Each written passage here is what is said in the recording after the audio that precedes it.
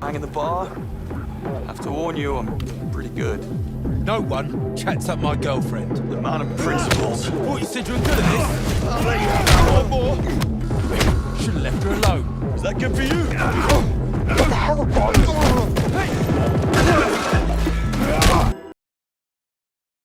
What happens when one of gaming's most legendary studios finally gets a chance to create a brand new James Bond story? You get 007 First Light. And honestly, this might be one of the biggest surprises of the year.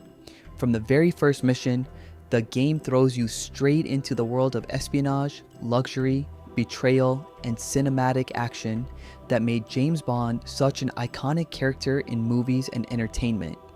But unlike the films, this isn't the experienced Bond we already know. This is the beginning, a younger, reckless, inexperienced Bond. A version of 007 that still has something to prove. And after spending hours with the game, I can confidently say if you love stealth games, cinematic action, or spy thrillers in general, this is absolutely a game you should keep your eyes on. So today, we're diving deep into everything: the story, the gameplay, the stealth mechanics, the combat, the graphics, and whether this game truly delivers the James Bond fantasy. Let's get into it. Now before we dive in, don't worry, this review is completely spoiler free, so if you haven't played the game yet, you can sit back and enjoy the video safely. One of the smartest decisions this game makes is turning Bond into an origin story. Instead of giving us the polished super agent from the movies, the game starts with Bond as a regular young naval soldier. He's talented, confident, but also reckless and impulsive. Very early on, he accidentally gets involved in a dangerous operation that he was never supposed to survive. According to the mission's AI probability system, his chance of survival was less than 1%. Yet, somehow, he succeeds.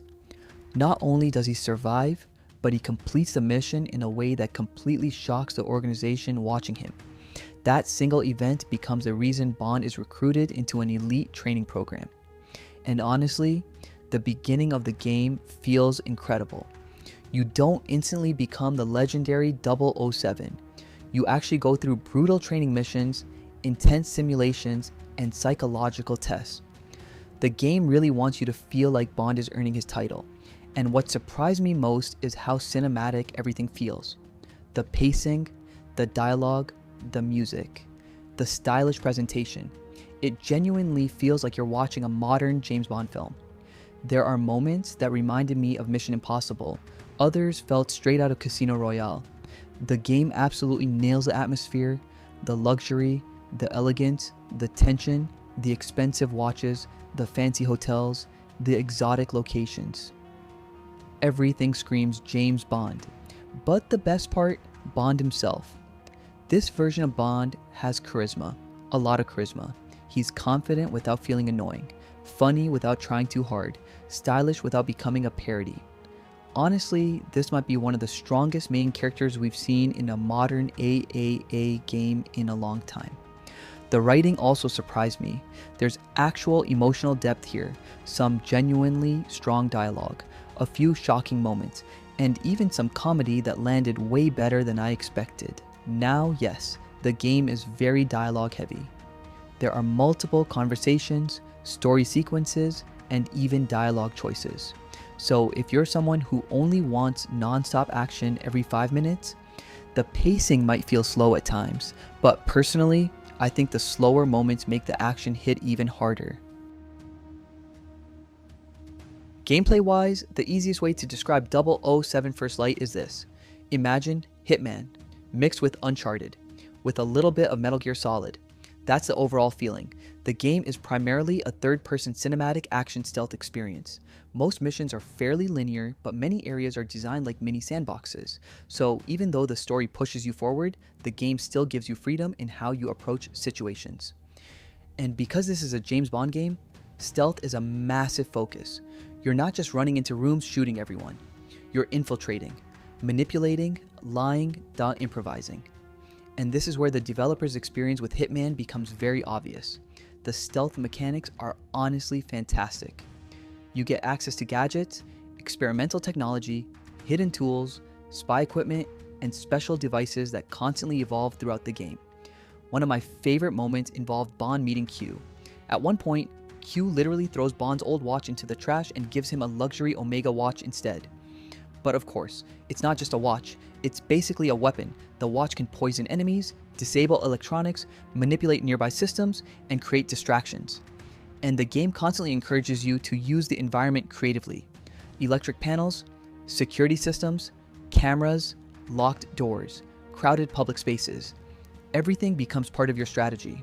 But what I really loved is how the game handles social stealth. If someone becomes suspicious of you, you don't always need to fight. Sometimes you can lie, bluff, make jokes, talk your way out of situations. And honestly, that feels perfect for James Bond. Now outside of stealth, the combat itself is surprisingly solid. The hand-to-hand combat feels aggressive, stylish, and cinematic.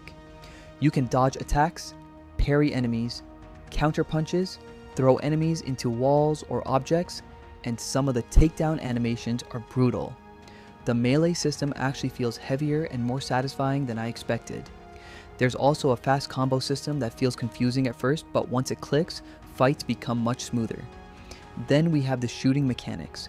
The game doesn't turn Bond into a walking arsenal carrying 10 different weapons. Instead, ammo and weapons feel more grounded. You pick up guns from enemies, use whatever is available, and adapt during combat. There are some genuinely intense firefights too. Explosions, destruction, cinematic chase sequences, massive set pieces. Some moments honestly felt like playable action movies. But the gameplay variety is what impressed me most. Certain missions focus entirely on investigation and espionage. Others are about stealth. Others become full cinematic action sequences. You'll spy on conversations, sneak through buildings, climb rooftops, infiltrate restricted locations, drive luxury cars, and participate in high-speed chases. The game constantly changes its pacing to keep things fresh, and because of that, it rarely becomes repetitive. Visually, this game is stunning. Seriously, the level of detail here is insane. The lighting, the reflections, the environmental detail, the crowd density, the materials. Everything looks extremely high-end. Some of the transparent surfaces, glass reflections, and lighting effects genuinely made me stop and stare. There are moments where luxury hotels, casinos, and city environments feel almost photorealistic.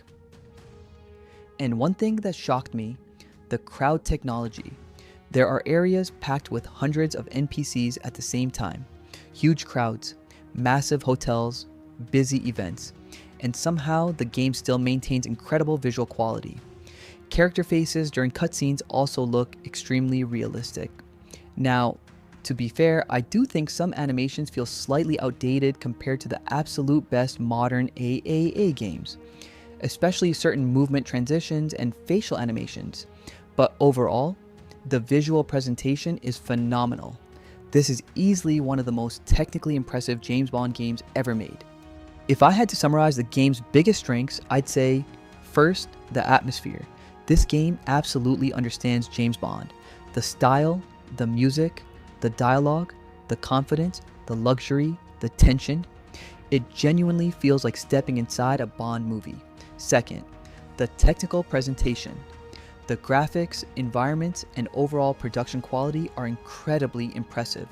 This feels like a massive AAA project with serious ambition behind it.